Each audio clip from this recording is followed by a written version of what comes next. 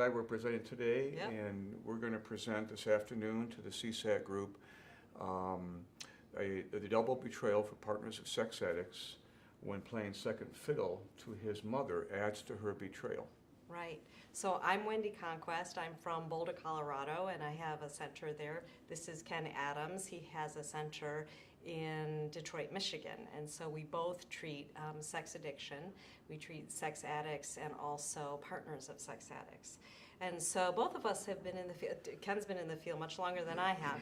But what we're finding is that there is a really great protocol for sex addiction and for partners of sex addicts, but what Ken has uncovered is this other layer, which is when he has, from his family, a disordered relationship with his mother, that adds many complications to the treatment and recovery from sex addiction and from the partner's recovery as well.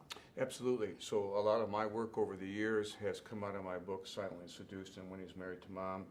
Some of the focus, or a lot of the focus, is on men enmeshed with their mothers, and I'm starting to hear from them and their partners that their partners are going through a very specific betrayal related to his mother that feels and looks like the betrayal associated with his addiction, affairs, pornography.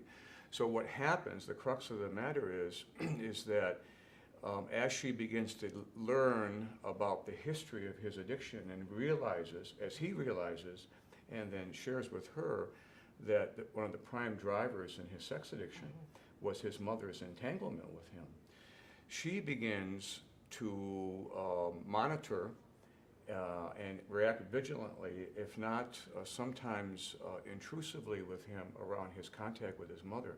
So it becomes yet another relationship that she feels she has to monitor, and he now begins to feel he has to somehow let go of in order to calm the waters at home. So it's a problematic piece that the strict or the good work of the partner trauma model just can't be placed on top of that. Right. And I think this causes a lot of complication for the partner because she has found out that he has a sex addiction and they're working on that. And now I'm going to say that probably at the beginning of the relationship or their marriage, the enmeshment she felt in some way.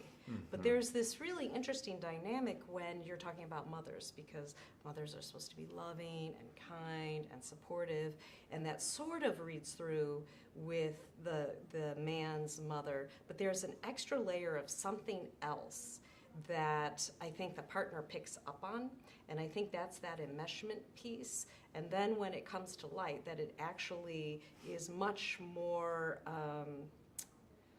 what do I want to say? Much more, can we use the word pathological? Can we say that? Well, I think so, because I think what you're making a good note that she notices something probably she doesn't have words to until she feels betrayed by the addiction.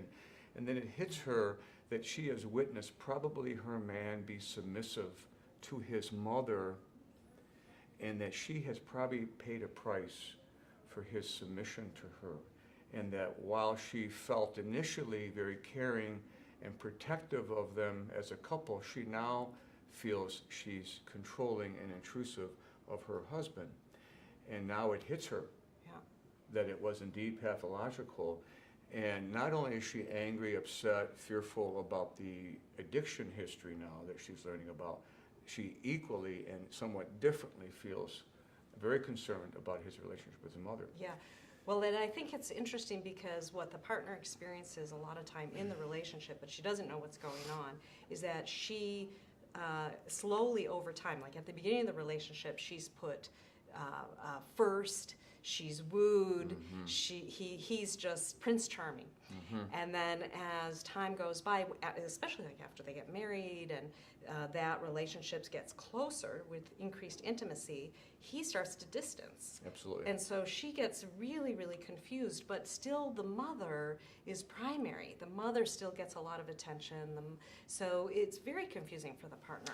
It is, and so you bring up a good point because, and I think this is part of what needs to be nuanced out and parsed out in our work with this particular dynamic, is that he learned from his mother to be attentive to the woman, but at a cost to himself.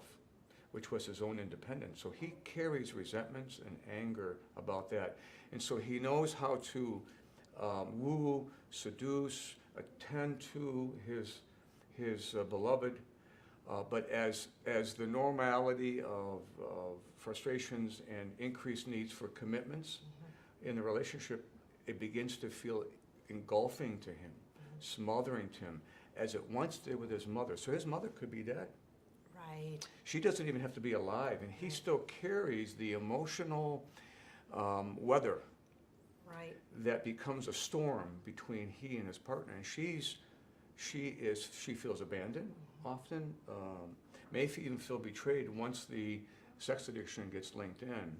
And so one of the techniques and one of the interventions that partners of sex addicts have used, and you know this probably better than I, is they've learned to set boundaries and have bottom lines and say, look, this isn't working for me. The trouble is, if she tries that technique around this issue, it puts him in a bind. He has to amputate his mother in order to save his marriage, and he's not going to do that. And it backfires on her. So there needs to be a new set of ways to view it, which is what we're talking about, and then a discussion among clinicians who work with it about how best to help her, both present her dilemma to him without sacrificing herself, but without taking on unintentionally the role of his mother by being controlling, dominating, demanding. It just will not work. And I think that's so difficult because she is in a state of crisis and chaos and traumatized by what happened with knowing about her husband's secret life. And so her knee-jerk reaction is either she's going to withdraw and get really quiet and not say anything, or she's going to become really confrontive and be setting really firm boundaries. You can't see your mother anymore. I don't want you talking to her. And neither one of those is going to work. That's correct. So what we're asking her to do is to basically, I would say, get really good grounding techniques, come out of that limbic brain, try to strategize as much as possible how to stay calm, ask for requests in a really calm, collected manner. It's a big task, but she can be coached and supported to do that. She is, and the therapist plays a central role here, and that is, by all means, you want to coach and validate her about her reality about that, but you do not want to extend that coaching to such a extent that it inflames her anger, and she feels no choice but to become demanding about her rights as the primary woman in his life rather than his mother. Rather, she has to walk a delicate line, which doesn't feel fair to her, but it is the reality, where she has to say, look, this has really been troubling for me. And I know how hard it is for you to imagine, and she's going to have to extend her empathy. And extending her empathy is not discrediting or dismissing her reality. It's really working the relationship to her advantage. Right. And he has certain things that he has to do yes, as well. He has to acknowledge that there's enmeshment. He has to work on it independent of her need to get him enmeshed. He has to do first order change, second order change, where he seeks help just like they do in addiction. So yes, there has to be an equal playing field. But it's an imperfect process. Disentangling a man from an enmeshed relationship and an overly dependent relationship with his mother is a troubling and difficult path. And amputation is not the solution in most cases. And so sometimes the partner will battle for amputation, given her mistrust, fear, and her anger now at the mother. And she wants him to act out her anger towards him, her. So a lot of people ask, with sex addiction, with mother enmeshment, is there hope for the marriage? Can these couples succeed? Absolutely. Absolutely. So I have an intensive workshop that I designed exclusively for men. We have a website called overcomingenmeshment.com. We have now ones for women and couples. And what we've seen is that once the man can gather himself and realize that separating from his mother is not, he can still love her and recontract about how that relationship works, and declare loyalty to his woman, his primary relationship, it changes the level of safety and security for the partner. Yep. And then together, they contract about how best to visit, not to get involved with the drama of the mother-in-law and her family. And of And course, they become allies rather than adversaries. And she plays an important role there. Part of it is living with some imperfections in the separation process. He isn't always going to be able to do what he needs to do. And she's going to have to decide, is that a momentary foot off the path?